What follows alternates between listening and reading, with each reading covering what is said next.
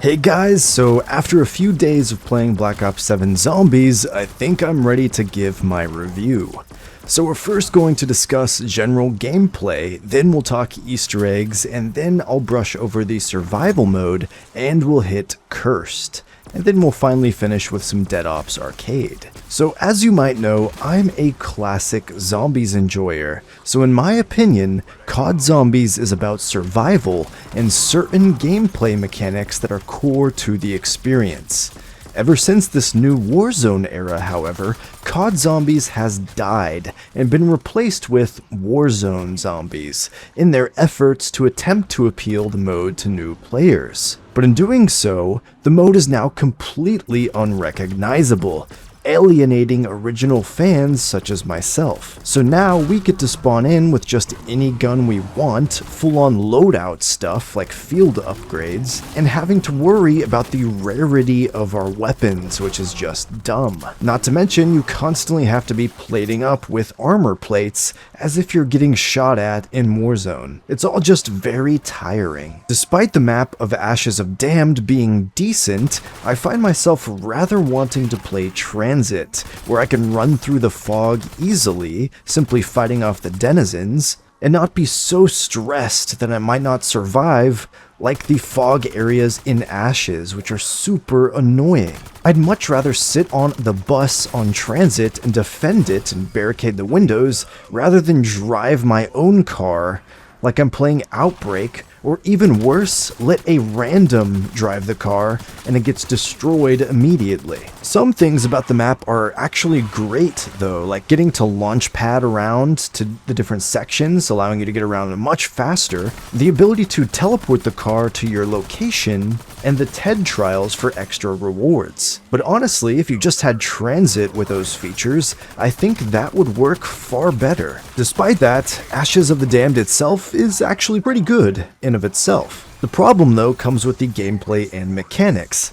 I already mentioned this main stuff earlier on, so I won't repeat those, but the focus of this game, the entire purpose to play, is not for fun or survival like the classic game's focus, but simply to progress, to level up, to unlock camos, and to level up your augments. Speaking of augments, when something similar was first introduced in Cold War, their entire idea and philosophy behind that was to upgrade your stuff so that you can eventually become strong and overpowered as you progressed throughout the year. This year, however, with Black Ops 7, it seems they sort of balanced everything around already expecting you to have your augments maxed out. So you're going to feel pretty weak and underpowered until you play a lot and a lot of the game to max out your augments. So despite your weapons won't be able to do much damage without these, also, for example, there's the annoying super sprinters in these newer games that are dang near faster than you without stamina up and its augments. But even if you do have stamina up in their augments, they will still manage to reach you and slap you up and can still kill you easily. It's very annoying when trying to go for high rounds, not to mention the armored zombies. And as for the Easter egg boss fight, it's painfully annoying. It might not even be possible without Treyarch nerfing it or players bringing their best gobblegums and maxing out all their augments. I'll talk more about the boss fight later, but I ask, what's the point of augments now if you can't become super strong? All that work to finally just have merely a standing chance?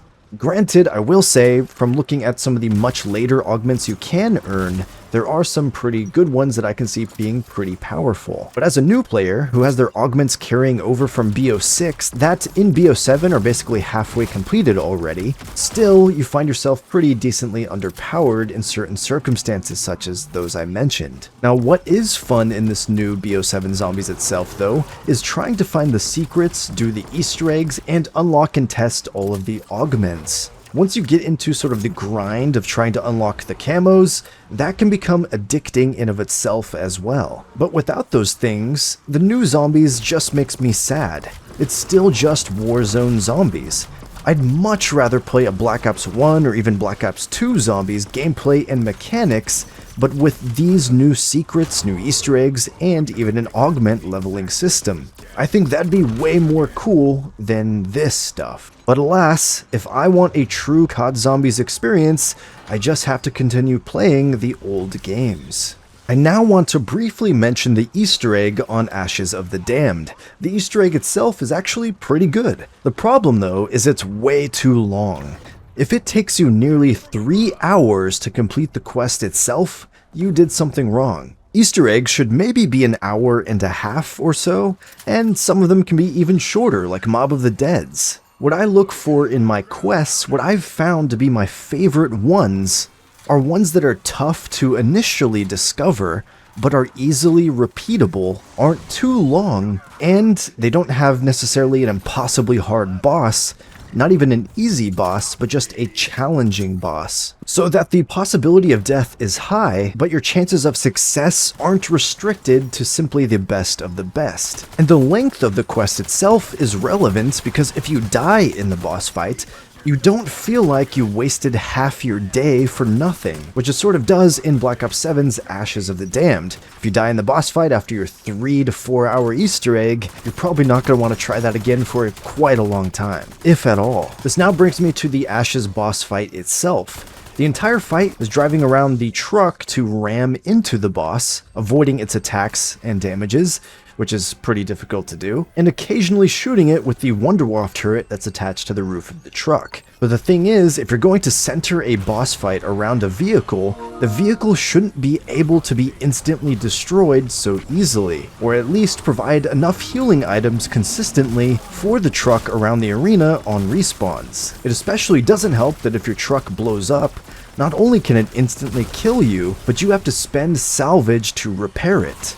And then the repair process takes quite a while, so you will probably get killed repairing it unless someone's heavily covering you. Even then, the boss will target you with artillery basically. If Treyarch manages to balance that out though, which they very well might, because currently I don't see literally any casual players being able to complete this boss as it stands, if even Mr. Dalek JD can't do it, and me and my friend died in it as well, despite using gobblegums and having our augments pretty leveled up. But if Treyarch does rebalance it, the boss fight itself could be pretty decent. The concept of the vehicle-based boss fight itself isn't bad, but it mainly leaves all the work to the driver, and in a co-op match, the others really don't have much to do. So I've seen Treyarch do better bosses, but hey, this concept of a vehicle-based one isn't bad for at least just a one-off. Overall, despite me saying my thoughts though on all this, if you like Cold War zombies and you like Black Ops 6 zombies, you will likely enjoy BO7 zombies, as it's merely a new iteration of those. And they've had some cool improvements each iteration. For what this Warzone Zombies mode is, it is nice in of itself. So with that out of the way, let's now touch on the Cursed mode, which many of us believed would be the long-awaited classic mode which we've been asking Treyarch for. Finally, a game mode where it was classic zombies again. Rebalanced zombies that weren't faster than the player, no more armor plates, no more armored zombies, no more rarities, spawning in with a pistol, the classic points, all that good stuff and more. But alas, Cursed mode in Black Ops 7 is just sort of a challenge mode based on the Warzone zombies in the normal mode. So you spawn in with a pistol, and you actually have a new variant of the classic points system, where you're actually rewarded points for every shot you hit, rather than just the kill, which is such a blessing, and is how points should always be. The other way just doesn't make sense. But unfortunately, they compensate this classic point system by increasing the prices of things. So for example, the normal classic 5,000 point Pack-a-Punch is now 10,000 points, and then 25,000 points for Tier 2, and a whopping 50,000 points for a Tier 3 Pack-a-Punch. So you're gonna need nearly 100 grand of points to upgrade a gun from base version to Tier 3. So just oof. Also in this mode, there's still the stupid armor plating, still the normal modern zombies that have armor and are nearly faster than you on the higher rounds, even with stamina, and still the stupid rarity system. It's basically like nothing has really changed.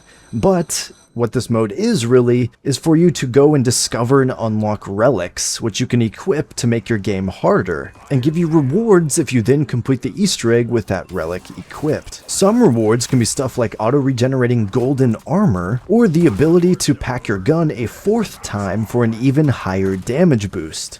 Also, you can't equip any relics unless you've actually completed the main Easter egg quest in the standard mode. Some of the relics do things like limit you to 4 perks, or removes all power-ups, or removes ammo buys, for example. But to top it all off, you can't even play this cursed mode outside of private matches or solo. There's no matchmaking for it. And those extra rewards you can earn from Cursed can only be used within Cursed mode itself. So I can see this being a cool high risk and high reward spin on the modern Warzone zombies, but I'm not sure at this point if I ever want to spend time completing the Easter egg over and over again with different relics, unless maybe things are rebalanced, as I mentioned before. And then Cursed would be cool for what it is, but alas, it's still not classic zombies. Despite them advertising this as they're catering to classic fans, it's just not that. I should also mention that Black Ops 7 Zombies launched with 1 map, Ashes of the Damned, and 1 survival map, Farm. In Season 1, which is probably a couple weeks time from now, we'll probably be getting a new Zombies map and 2 more survival maps, but those are just existing parts of Ashes of the Damned. So that'd be the Exit 115 Diner and the Cosmodrome. Unfortunately, those 2 areas in Ashes are actually pretty tiny and useless to play in.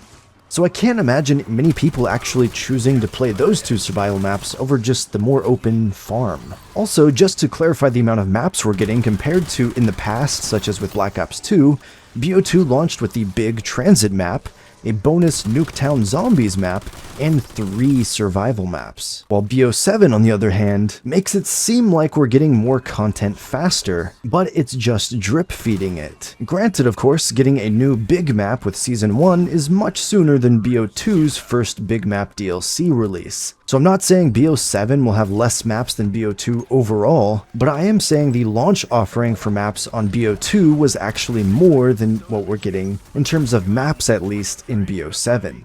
On a side note, it's actually crazy that we didn't get the most iconic and most played transit location of all time being Town. So that's kind of a missed opportunity there because they didn't bring that one back. So with that said, let's now touch on Dead Ops Arcade 4.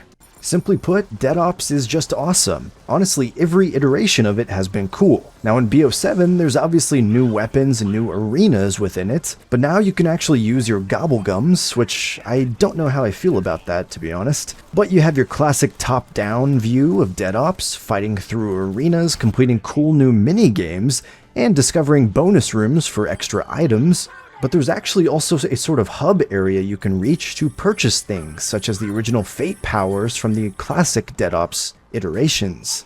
You can also yet again pick up a first-person card to go into first-person for a short time, and this time around, yet again, there's actually an actual first-person game mode if you just want to play some Dead Ops in first person, which actually might make the game easier to try to reach the final boss and beat Dead Ops, which usually tends to be a challenge. Dead Ops in of itself is a lot more arcadey and simple to play for casuals than normal Zombies modes, which, on a side note, classic Zombies is a lot more casual friendly than modern Zombies, in terms of complexity. Just thought I'd mention that. But yeah, though I didn't say too much about Dead Ops here, it's actually really good, as always. So with all that said, that's your full package of Black Ops 7 Zombies. It's not bad for what it is. I'm already just pulled into grinding for camos and augments to try out, but ultimately if I want to play Zombies for fun again, I'll just boot up World at War, Black Ops 1, Black Ops 2, or even Black Ops 3 Customs. If you like this modern Warzone Zombies though, this game is definitely for you. But if you're like me, it's just something different, and doesn't really compare to the classics, so it might be worth it thanks to all of its offerings and free DLC updates,